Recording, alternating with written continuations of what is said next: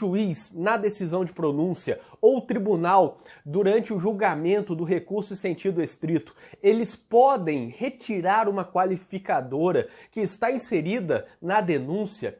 Essa questão é muito divergente e, ao mesmo tempo, segue uma linha prejudicial à defesa na jurisprudência. Isso porque a qualificadora incluída na denúncia, como regra, é submetida ao tribunal do júri, é submetida à decisão dos jurados.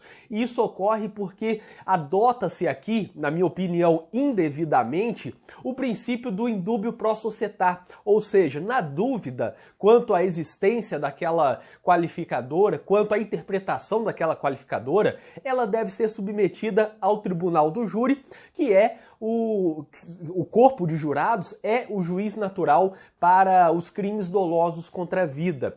Portanto, a exclusão de qualificadora que consta na pronúncia somente poderia ocorrer, nessa visão jurisprudencial, quando ela fosse manifestamente improcedente, quando fosse totalmente descabida. Nesse caso, quando o juiz analisa aquela denúncia após toda a instrução probatória e percebe que aquela qualificadora é totalmente descabida, totalmente improcedente, o juiz pode deixar de submeter ao tribunal do júri. Da mesma forma, o Tribunal de Justiça ou o Tribunal Regional Federal, durante o julgamento do recurso em sentido estrito.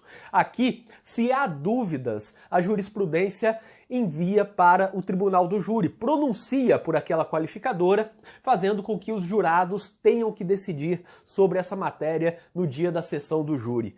É uma interpretação que vem sendo adotada de forma praticamente uníssona na jurisprudência.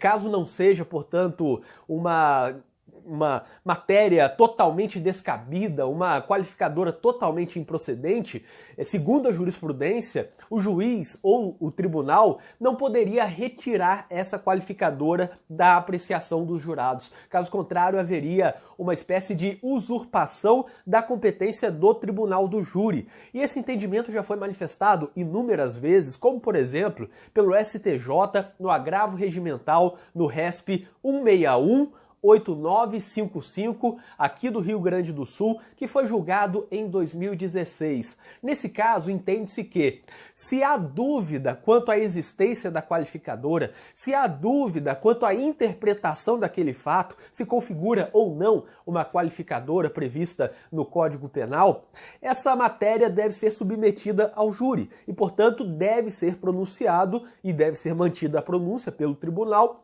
para que os jurados decidam sobre esse tema, se há ou não essa qualificadora. Em outras palavras, as qualificadoras descritas na denúncia devem ser submetidas aos jurados, salvo se houver prova clara de que são descabidas, de que são improcedentes. E aí, na prática, esse descabimento das qualificadoras somente tem algum sentido, somente tem algum efeito para que elas sejam afastadas quando é uma improcedência fática e não quanto à interpretação daquela qualificadora, a interpretação daquele fato. Em outras palavras, se há uma mera divergência quanto à interpretação daquele fato, se configura ou não a qualificadora, quase sempre, ou podemos até dizer sempre, é submetida aos jurados. Quase sempre será pronunciado e será mantida a pronúncia pelo tribunal, se há divergência na interpretação do fato. Por outro lado, pode ser que não seja pronunciado por aquela qualificadora quando não é uma divergência na interpretação, mas sim uma prova de que o fato realmente não ocorreu.